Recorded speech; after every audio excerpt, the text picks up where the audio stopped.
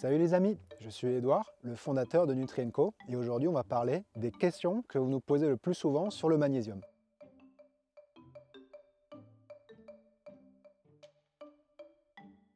C'est vrai que vous nous posez souvent la question du magnésium marin. Il est naturel, on a l'impression d'aller à la plage et en même temps de faire sa petite cure de magnésium. Quoi de mieux? En réalité, ce qu'il faut savoir, c'est qu'il y a 3 générations de sels de magnésium. Le magnésium est un ion qui a besoin d'être greffé à une autre molécule pour être stabilisé et passer depuis l'intestin jusque dans le plasma sanguin. La première génération, c'est la génération des sels inorganiques. On les trouve autour de nous, dans notre environnement, c'est pour ça qu'ils sont dits naturels. Mais en réalité, ce qu'il faut savoir, c'est qu'ils ne sont pas reconnus comme nutriments par notre organisme. Et du coup, ils ne passent pas facilement depuis l'intestin jusque dans le plasma sanguin. Ils ont, cela dit, pour particularité d'avoir une haute teneur en magnésium élément, ce fameux ion qu'il faut greffer au transporteur.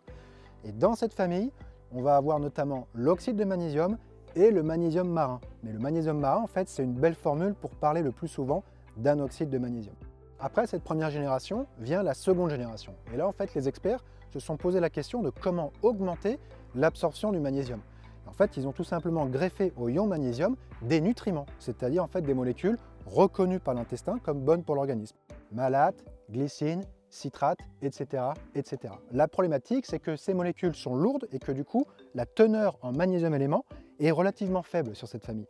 Ce qui a amené les experts à développer la troisième génération. C'est une nouvelle génération qui va allier à la fois la haute teneur de la première génération et la haute absorption de la seconde génération.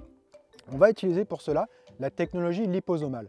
On va prendre un oxyde de magnésium qui s'absorbe mal de la première génération et on va le micro-encapsuler dans une sphère de phospholipides. Alors là, vous allez me dire, il est fou, il nous parle chinois, qu'est-ce que c'est? En fait, c'est très simple.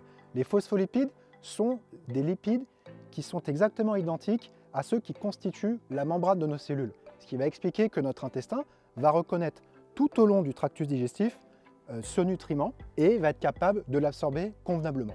Donc vous l'aurez compris, en fait, le magnésium marin n'est rien d'autre qu'un magnésium de première génération, c'est-à-dire un oxyde qui ne s'absorbe pas bien. Certes, vous avez une haute teneur, mais la teneur n'est rien sans la haute absorption. D'où l'intérêt d'avoir des deuxième et troisième générations dans sa formule de magnésium.